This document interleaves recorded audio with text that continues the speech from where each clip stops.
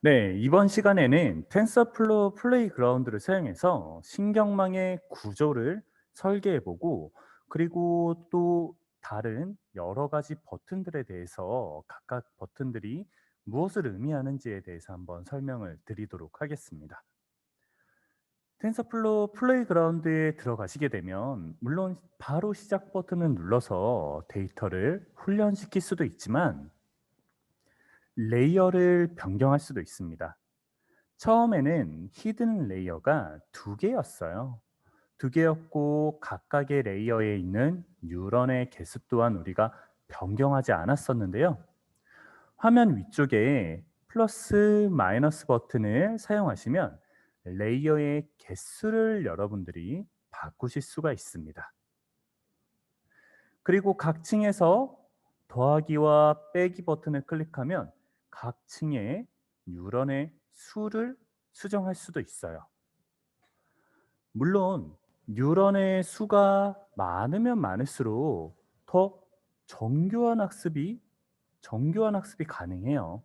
하지만 무작정 층과 뉴런의 수를 늘리게 된다면 그만큼 계산해야 하는 웨이트의 값들도 상당히 많이 늘어나겠죠. 그죠? 가중치의 값들도 늘어나기 때문에 적당한 층과 뉴런의 수로 잘 정해야 합니다. 여러분들이 넷째 마당에서 실제로 한번 신경망을 만들어 볼 때 이런 부분이 와닿으실 거예요. 사실 신경망을 설계하는 것은 사람이 하는 일입니다. 어느 정도로 층을 하고 어느 정도로 뉴런의 개수를 할지는 사람이 정해야 하기 때문에 이런 부분은 인공지능이 무조건 자동으로 다 만들어 준다라는 것이 아닌 것을 한번 이것을 체험해 보시면서 확인하실 수 있을 거라고 생각을 합니다. 자, 그러면 우리가 신경망의 그런 구조를 설계할 수 있고요. 여기에 보시면 데이터를 우리가 선택을 할 수가 있습니다. 데이터를 선택을 할 수 있는데요. 화면 왼쪽의 데이터에서 데이터의 입력 형태를 선택을 할 수 있어요. 기본적으로 X축과 Y축의 값을 입력을 하는데 이 부분은 피처라고 제가 말씀을 드렸죠. 피처, 데이터의 입력 형태를 기존에 있는 데이터로 바로 넣는 것이 아니라 x에 따른 데이터의 모습, 뭐 x2에 따른 데이터의 모습, 제곱한 것, 뭐 곱하기 한 것, 사인, 뭐 이런 식으로 여러 가지 데이터 피처를 넣을 수가 있어요. 네, 기본적으로는 x축과 y축의 값이 입력이 되고요.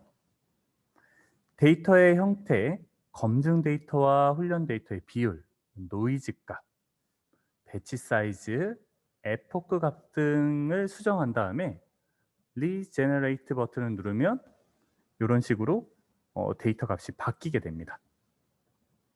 우리가 입력 값을 한번 수정을 해보면서요. 어떤 입력 값이 가장 좋은 모델을 만드는 데 사용될 수 있는지도 한번 살펴볼 수가 있습니다. 네. 피처에서 데이터의 모습과 비슷한 입력을 선택하면 학습이 금방 진행되는 것도 확인할 수가 있어요.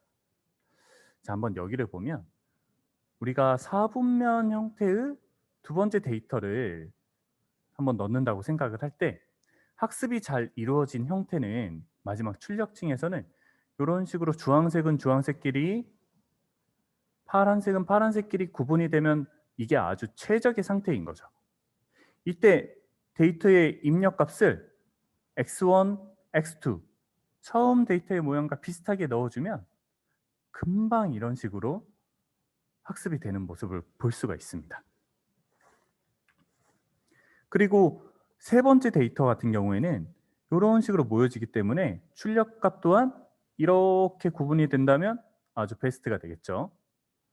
이때 입력값으로 x1, x2를 넣어주면 또 이렇게 잘 구분되는 모습을 볼 수도 있습니다. 자, 그러면 이 모습을 한번 여러분 실제 한번 실습을 통해서 살펴보도록 할게요. 자, 다시 여기로 왔고요. 일단 히든 레이어를 바꾸는 것부터 한번 보여드리도록 하겠습니다. 지금 2개인데 한 5개 정도를 해볼까요? 네, 레이어의 수를 이런 식으로 변경을 할 수가 있고요. 뉴런의 수 또한 바꿀 수도 있습니다. 네, 이렇게. 여러분, 늘리면 늘릴수록 뭔가 조금씩 복잡해지죠. 그죠? 네, 이렇게 웨이트 값들이 상당히 많아지는 값들을 볼 수 있어요. 자, 이렇게 한 다음에 바로 또 학습을 시켜도, 네, 학습을 시켜도 이렇게 가중치의 값들이 변화하면서, 가중치의 값들이 계속 변화하죠. 그죠? 변화하면서 훈련이 되는 모습을 볼 수가 있습니다. 자, 그리고 여기에서 피처를 제가 말씀드렸는데요. 데이터의 형태입니다. 데이터를 넣을 때 어떻게 넣을 것인가. 자, 우리가 처음 넣는 데이터가 이 모양이에요. 그죠? 자, 이 모양의 데이터를 x1은 이렇게 구분이 되고 x2 이런 식으로 구분이 되는데, 또 x1의 제곱을 한가, x2의 제곱을 한가, 여러 가지 데이터의 입력 형태로 넣어줄 수가 있습니다. 물론 지금 데이터는 이거지만 이거를 조금 변형한 데이터죠. 변형한 데이터를 입력값으로 넣어줘 볼게요. 다 한번 넣어볼까요?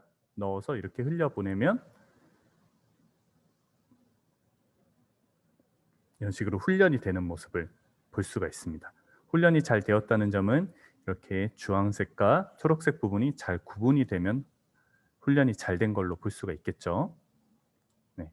이렇게 다 넣어도 되고요. 다 넣지 않더라도 훈련이 된다면 굳이 다 넣을 필요는 없겠죠. 데이터의 입력 형태 또한 바꿀 수가 있습니다. 자, 여기에서 데이터에서 2번째를 한번 넣어볼게요. 2번째.